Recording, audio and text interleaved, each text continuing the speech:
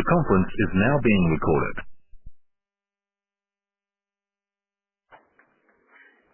Good morning, everyone. I would like to introduce your host for today's call, Mr. Alex Bell, Fund Manager for the APN Industria REIT.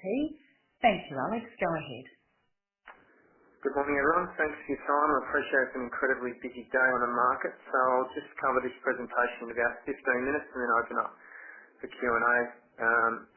Firstly, let's start on slide number 4, and I'm pleased to report another active period of growth with FFO per security up 8.5% to 10.2 cents, primarily driven by organic growth from the portfolio and part-period contributions from 3 acquisitions. $25.5 million of valuation uplifts, as well as new equity issuance made up of $27 million of institutional placement in November and the $20 million SPP in December, contributed to gearing falling to 29%, which is below our target 30 to 40% band, and provides us with significant balance sheet capacity to deploy in the second half of FY20. On the leasing front, it was again a busy period with more than a deal a week taking place. In total, 29 deals were completed across 7,000 square metres for December, with average leasing spreads of 3%. Since 2017, we've installed almost 2 megawatts of solar PV and generated a yield on cost of approximately 15% on our investments. This has been received positively by our investors and also our tenants, who benefit from reduced volatility in their energy charges and can claim credit for being in sustainable buildings, which is increasingly important for those who seek to partner and do business with all levels of government in particular. In the past, we've been letting our actions do the talking when it comes to reducing carbon emissions, but more recently we've been contemplating our formal position. And after much review, we've decided to commit to carbon neutrality from FY21 and anticipate APN Industria REIT to become the first A-REIT to achieve this milestone for our portfolio and operations. On the back of this commitment, I'm confident you'll see even more focus across the business when it comes to enhancing value through implementing building efficiency initiatives, reducing emissions, and ultimately contributing to sustainable returns for our investors over the long term. Turning to slide 5, statutory net profit increased $24.7 million to $39.3 million, with the main difference between FFO and stat profit being the $25.5 million of valuation uplifts less acquisition costs. FFO was up $3.4 million to $18.7 million, and net property income increased $3.2 million to $23.1 million. The makeup of the income growth can largely be split 1/3 organic growth, which is represented as circa 3% on the like-for-like rent roll, and 2/3 from acquisitions. NTA increased 4.4% to $2.83 after 52% of the portfolio was revalued, and the portfolio now has a weighted average cap rate of 6.39%. Moving on to slide 6. Again, this slide will be familiar to many of you, and we've continued to be consistent in how we manage the liability side of the balance sheet. We have a staggered debt maturity profile over 4 different financial years, spread across 3 financiers, and maintain one of the lowest average costs of debt in the sector at 2.8%.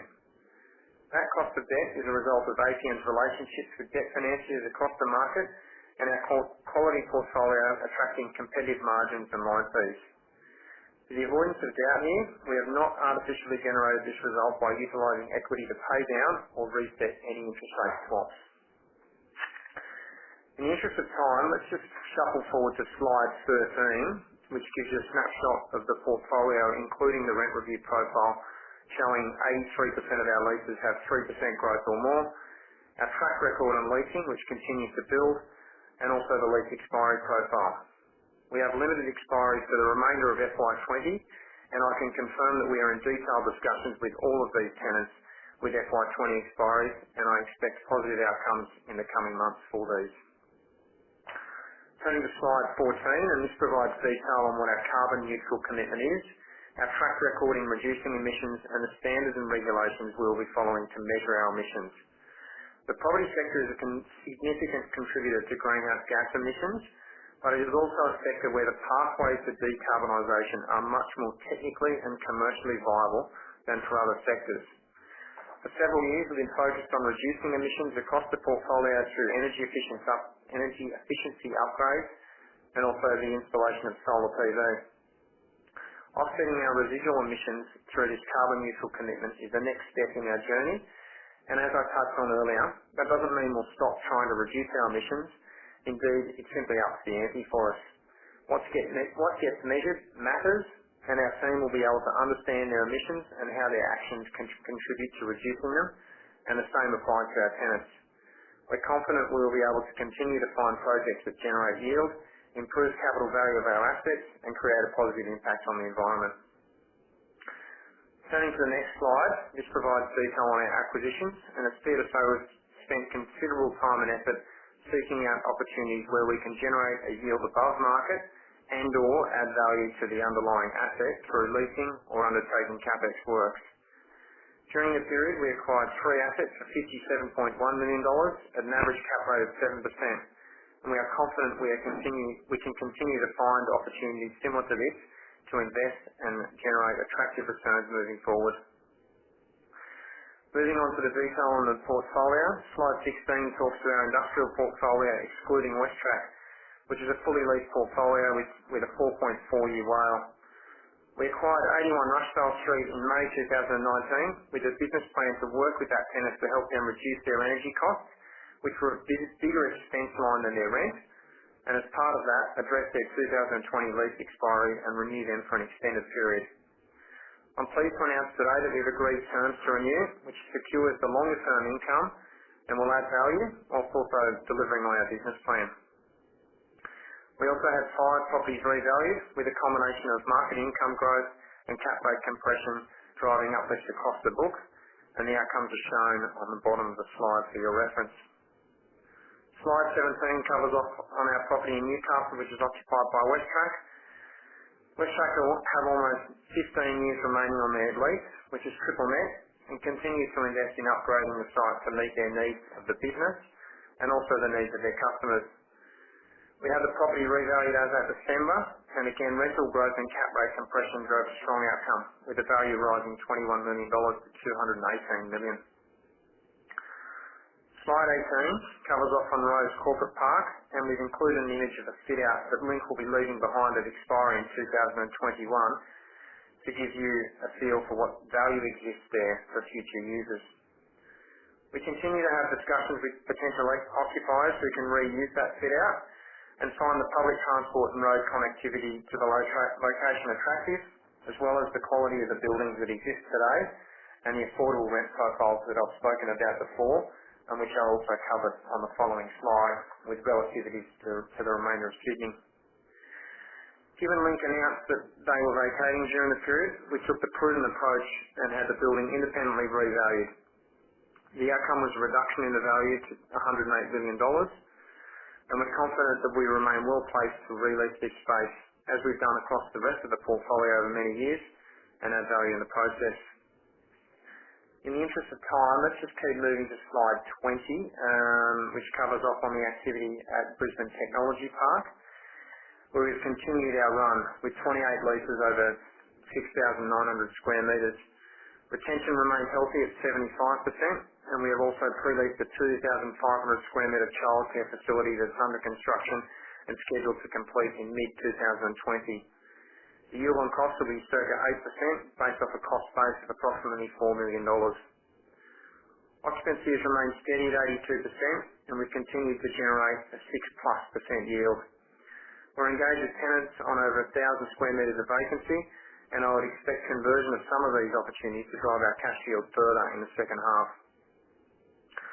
Turning to slide 21, you'll see some of the images on the right of the slide of 2 companies that have recently joined us at the Tech Park. Lyro is a robotics business that is commercialising a robot they have been developing further after winning the 2017 Amazon Robotics Challenge. Their business is leveraging state-of-the-art robotics, computer vision and artificial intelligence to visually identify, locate, pick and pack a range of inventory stock, and as you can imagine, this has the ability for widespread application across supply chains. One of our other clients is a company that has developed Steffi, the world's first AI-enabled stethoscope, which has a huge range of applications in both medical clinics across the globe and also in the field, be it in your local communities in Sydney or Melbourne, or in remote communities where medical professionals can use the data to assess patients without needing to travel vast distances. Steffi also can be used in animals, and vets are also a large target market for them. These businesses are two of many innovative and entrepreneurial businesses at BCP that are designing and developing cutting-edge solutions to the world's challenges, and it's consistent with one of our objectives, and that is for the tech park to become the go-to place for tech advances across all industries. In order to do that, we need to attract the best minds, and that is why we continue to build relationships with universities and education providers who can provide students with opportunities to work with these innovative businesses through work placements, and provide businesses that are our tenants with the ability to tap into the sharpest minds and leverage a deeper talent pool. Turning now to the outlook slide, number 23, APN Industria REIT remains very well positioned. 83% of the portfolio benefits from annual 3% rent reviews or more. There are no potential volatile income streams such as development or funds management fees, and you've seen a financially aligned and stable management team and board continue to drive leasing and value add outcomes in the existing portfolio, whilst also patiently allocating capital to opportunities that enhance the overall performance of the fund. Guidance for FY20 is reiterated at 3.5% growth of the FFO line and 3% for the distribution. Thanks for your attention this morning, and I hope you found this call useful in being brought up to speed throughout a really busy period in the results. Operator, can we now go to Q&A? Thank you very much, Alex. If anybody would like to ask a question, star 1 on your phone now, please. You will be placed in a queue. So star 1 now to ask a question. Thanks, Alex. Our first question is from Stuart McLean from Macquarie. Go ahead, please, Stuart. Hi, Alex. Just had 3 questions, if I may. The first one, would you just mention link at roads?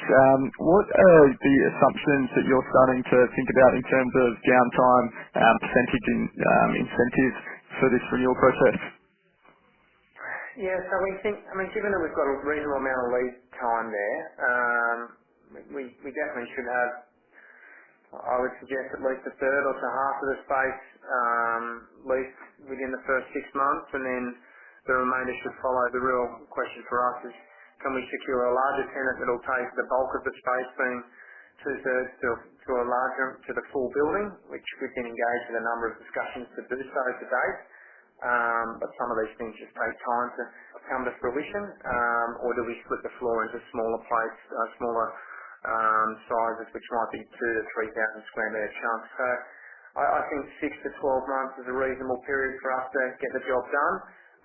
And in terms of incentives, you can probably put a circle around 20 to 25% as market there at the moment, and I think you should be able to get the job done there, particularly given the value of the fit out that exists today, and hopefully that little image there gives you a feel for what it looks like. Yeah, thank you. Second one's just on balance sheet capacity. You've conservatively geared compared to your target range. How should we expect ADI to deploy this capital? How quickly should we expect this to be deployed? Yeah, we continue to be really active in that sub 20,000 square metre warehouse market, particularly in Melbourne, and fundamentally we still go back to the fact that rents in Melbourne are considerably lower than many other markets in Australia for warehouses in particular. And so we are scratching around with a number of live opportunities now, and I'd expect you to see some outcomes there over the coming months. Okay, thank you. And final question, just on slide 32, the reconciliation to FFO, the add back of amortised leasing costs and rent freeze seems to have increased by about 300k. Just wondering what's happened there, and should that trend continue to increase? Yeah, it's in a way it's a function of how much leasing we've been doing. And as we've discussed before, Stu, one of the challenges with amortisation, particularly when you own buildings that don't have incentive amortisation running through the books, you go essentially from an amortisation number of 0 for a particular property, and then when you lease it, you'll pick up the amortisation number. So that's what's been driving our amortisation for a number of years now, and it will continue to do so, albeit given the amount of leasing we have been doing, it's starting to tail off. So that number doesn't really surprise me. I've sort of been putting a circle around that for a number of periods now, and I'd expect it to start to tail off now.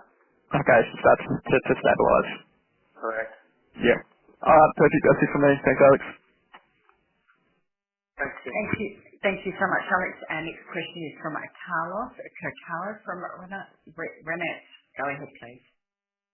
Hi, Alex. How are you? Morning, Carlos. Thanks for dialing in.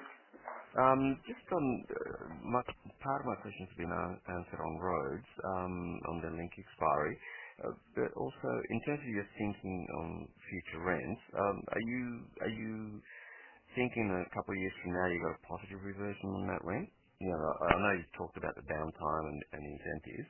How about the face rents?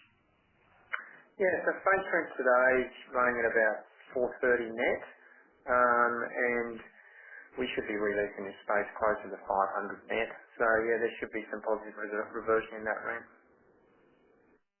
And the other ones, you mentioned the extension Rushdale Street. How long is that for? That's for 5 years. So we're just documenting that, and that should be going the next few months. Right. And is there much capital you've got to spend on the building? So we didn't grant an incentive at all. We are building a 640 kilowatt solar PV panel set up on the roof, which will cost us about 800 grand, and we'll have a payback on that of about 15% yield on cost, which is pretty consistent with what we've done elsewhere. So we are putting some money to work, but we're generating a yield on it. Okay, thank you. Thank you. Thank you, Alex. Our next question is from Shane Solly from Harbour Asset Management. Go ahead, please, Shane. Good morning, Alex. Thanks very much for the run through. Just picking up on your target to become carbon neutral by FY21. Can you just talk about what steps you need to do to actually get to that? I appreciate it just in a very summarised form. Yeah. Hi, Shane, and thanks for your question. So one of the big pieces of work we've had to do recently is trying to understand what our carbon balance sheet looks like. And most of our carbon emissions come from our office portfolio in particular. So in terms of steps moving forward, we've been working with a consultant on this who's one of the leaders in climate active work across many sectors. And essentially they now need to go into a lot more detail in terms of going through every energy bill that we have across our portfolio, and then building up to what our Scope 1, what we refer to Scope 1 and Scope 2 emissions amount to. And then come around October, we should be officially certified climate active and carbon neutral. So there's a few steps in there. It's a little bit technical, but hence why we've got the right people involved to help us out. But you know, the thresholds for the property sector aren't huge in terms of getting this done, because the reality is for a lot of the emissions that are generated from buildings, particularly in manufacturing, for example, they're captured under Scope 3 emissions. So, you know, for the building that I just spoke to Carlos about, which is Australian Glass Group, they manufacture glass, and hence they use a lot of energy. Technically, that's their emissions that they're creating. And so by putting solar on their roof, we're actually helping them with their emissions, not necessarily us and our portfolio.